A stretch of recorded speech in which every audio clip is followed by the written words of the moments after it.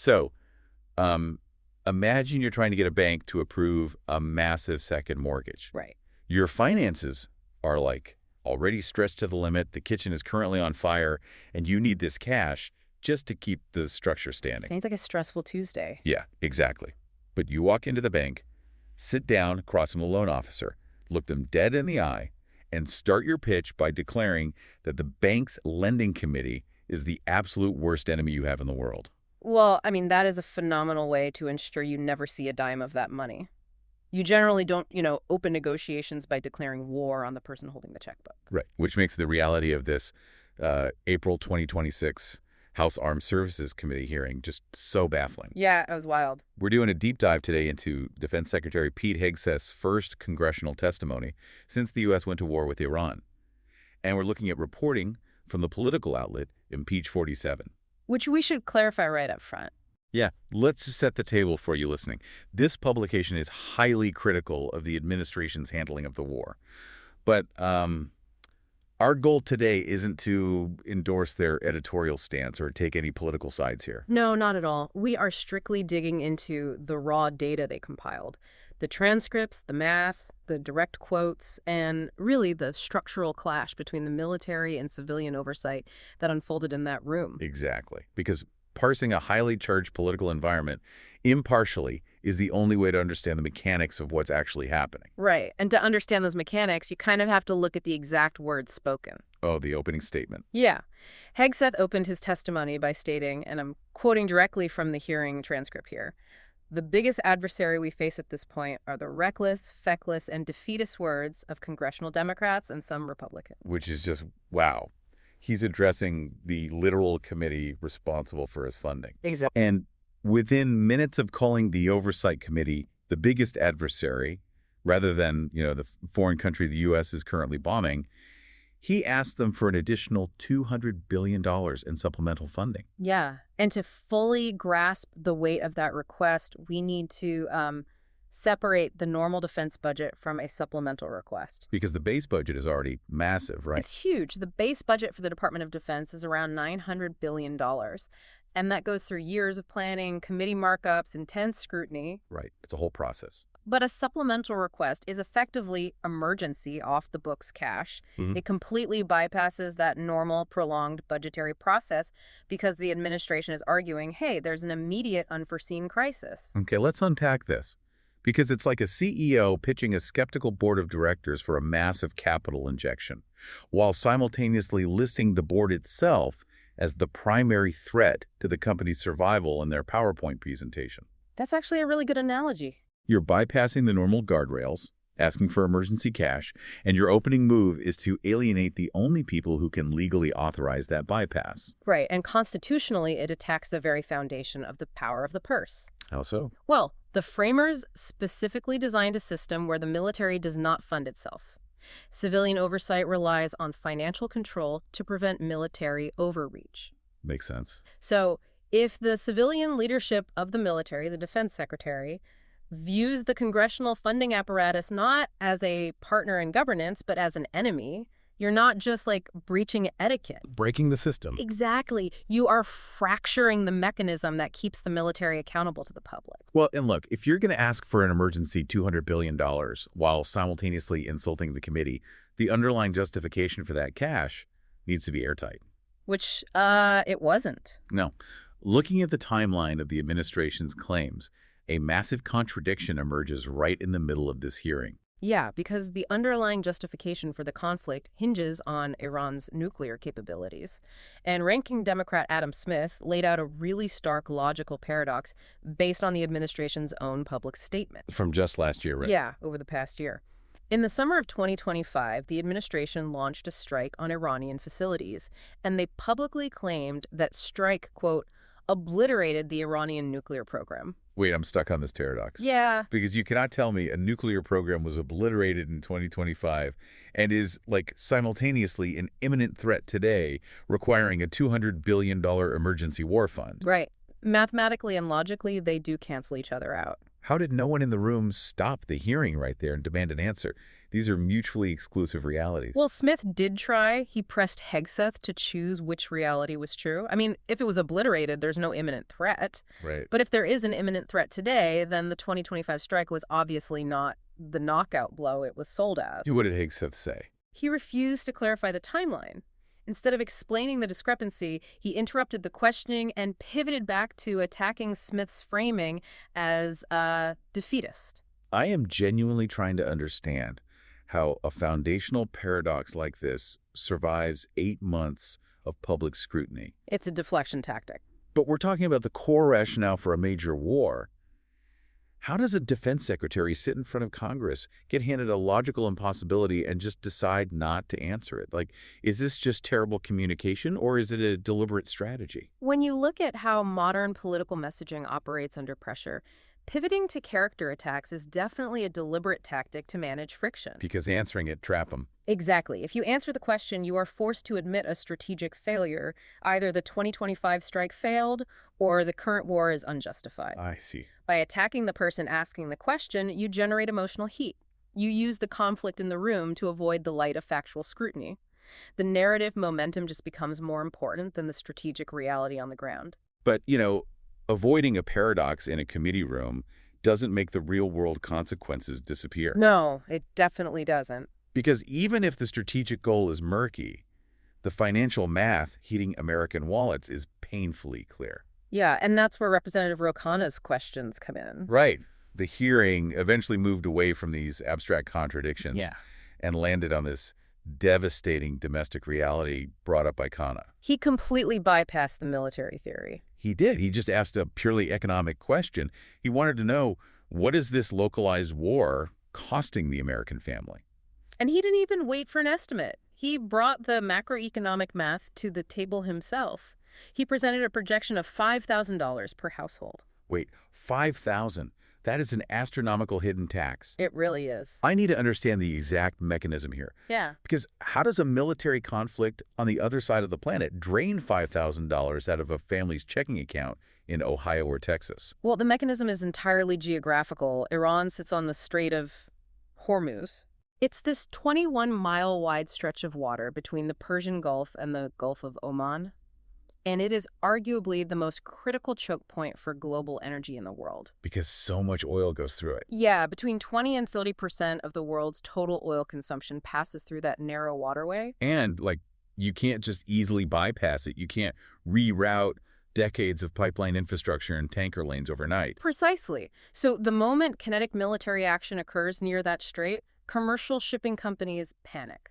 Naturally. Insurance premiums for oil tankers skyrocket, or vessels simply refuse to transit the area altogether. This causes an immediate, massive constriction in global oil supply. And when supply drops? Global oil prices spike. Right. But that spike doesn't just stay isolated at the gas pump, does it? No, it bleeds into every single sector of the economy. Think about it. The cost of a barrel of crude oil dictates the price of diesel fuel. Diesel powers the tractors that plant and harvest agricultural crops. It powers the massive freight trucks that transport that food from the farm to the processing plants and then to your local grocery store. It even increases the cost of the plastic packaging used to wrap the food. Exactly. So a disruption in the Strait of Hormuz doesn't just make your morning commute more expensive.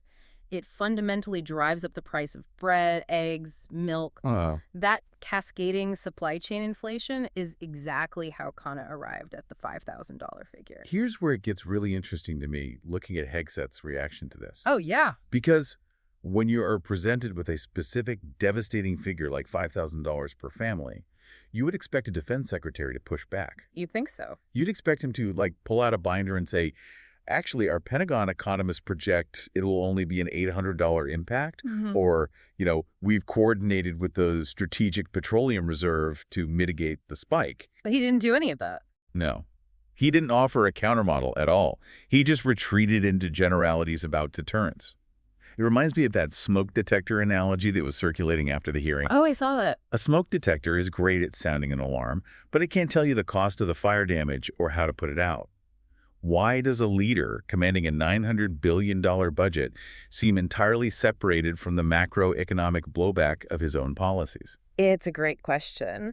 And the lack of an economic countermodel reveals a profound disconnect in how the conflict was planned. Right. I mean, a department with a $900 billion budget has access to the most sophisticated predictive modeling in the world.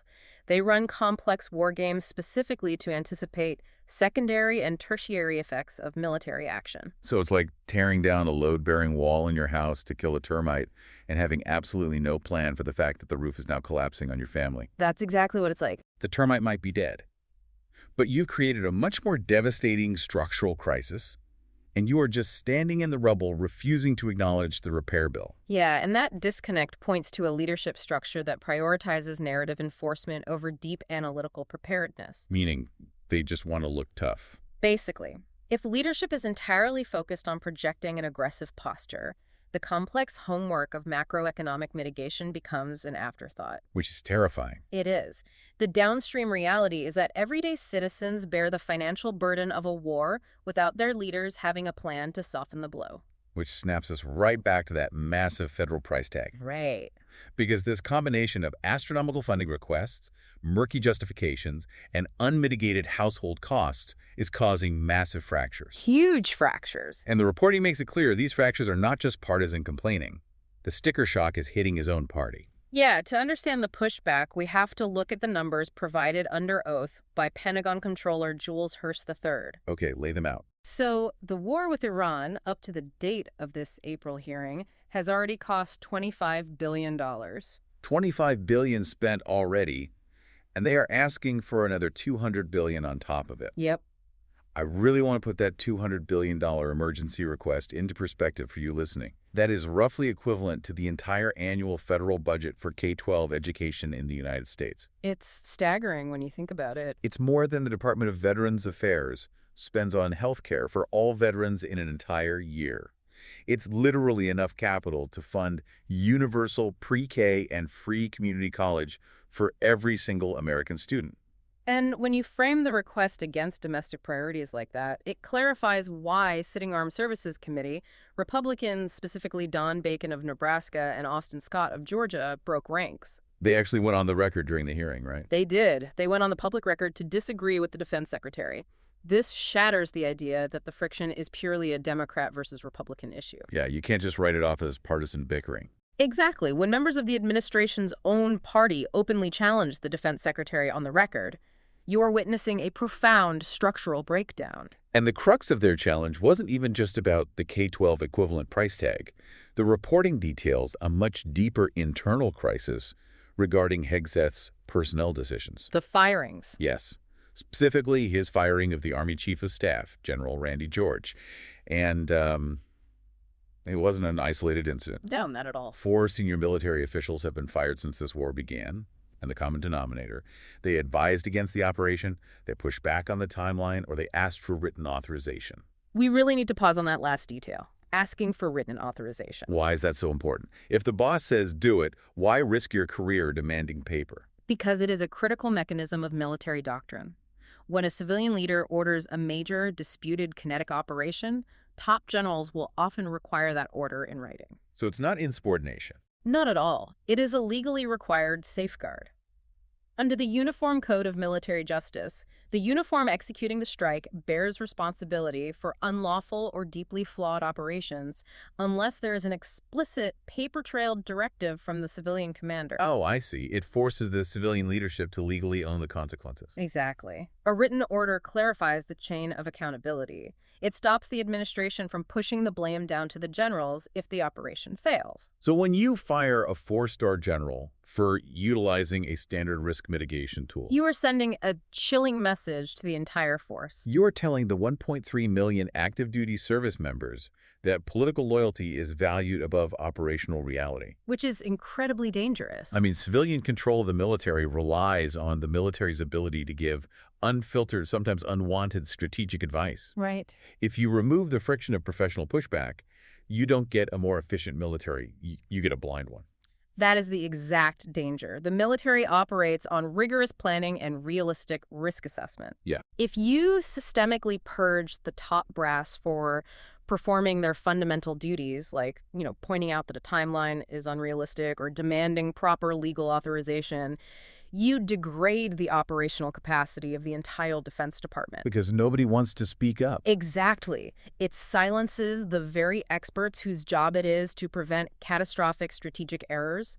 A captain or a major in the field cannot feel confident in their orders when they know the people at the top are being fired simply for asking basic operational questions. It creates an echo chamber where only the most aggressive, least scrutinized ideas survive. Yep. And that brings us full circle to the sheer chaos of that committee room. It really does. We have an administration asking for the equivalent of the nation's entire K-12 education budget from a committee they literally call their enemy to fund a war based on an acknowledged paradox. It's a lot to take in. A war that is actively draining $5,000 from the average American family through inflation, while the military leadership attempting to pump the brakes is systematically removed. It's a stark collision of military theory, political rhetoric, and raw economics. It really is. And look, as we promised at the start, the goal in unpacking the reporting from Impeach 47 wasn't to tell you what to believe about the administration or the conflict. No, not at all. Our objective was just to lay out the internal mechanics of the hearing, the power of the purse, the supply chain inflation originating in the Strait of Hormuz, and the legal weight of written military orders. Right. Armed with the actual data and the context of how these systems operate, you can evaluate the testimony for yourself. And that is what a deep dive is all about, giving you the tools to see past the rhetoric. But before we sign off, I want to leave you with one final thought. Okay. A concept to turn over in your mind based on everything we've mapped out today. We often think of war in traditional geographical terms.